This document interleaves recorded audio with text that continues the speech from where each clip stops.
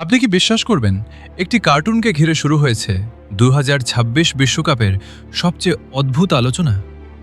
Social মিডিয়ায় অনেকেই দাবি করছেন সিনচ্যানের একটি পুরনো দৃশ্যে নাকি লুকিয়ে আছে এমন একটি ইঙ্গিত যা 2026 বিশ্বকাপের ভবিষ্যৎ সম্পর্কে প্রশ্ন তুলছে।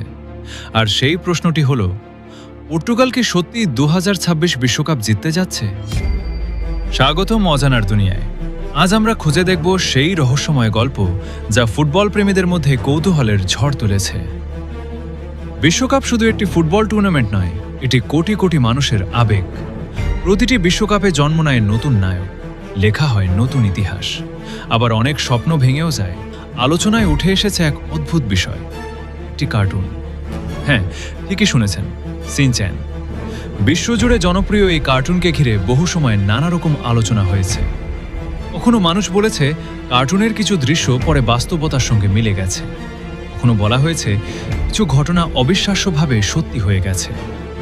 আর এবার আলোচনার কেন্দ্রবিন্দুতে ফুটবল। অনেক দর্শক একটি নির্দিষ্ট দৃশ্য নিয়ে আলোচনা করছেন।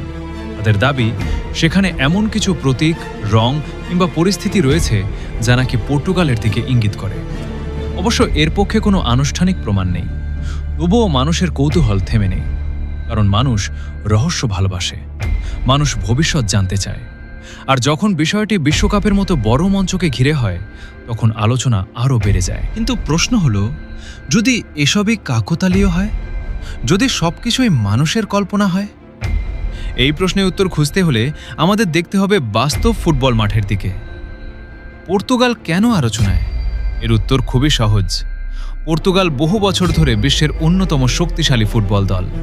তাদের রয়েছে অসাধারণ টেকনিক্যাল ফুটবল, তাদের রয়েছে বিশ্বমানের খেলোয়াড়, তাদের রয়েছে বড় ম্যাচ জেতার অভিজ্ঞতা, এবং সবচেয়ে গুরুত্বপূর্ণ বিষয়, তারা সবসময় শিরোপা স্বপ্ন দেখে। ফুটবলের ইতিহাসে পর্তুগাল বহু স্মরণীয় মুহূর্ত উপহার দিয়েছে।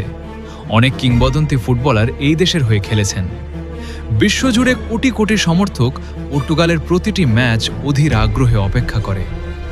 এই কারণেই যখন কোনো রহস্যময় গল্পের সঙ্গে পর্তুগালের নাম জড়িয়ে যায়, তখন তা দ্রুত ভাইরাল হয়ে ওঠে।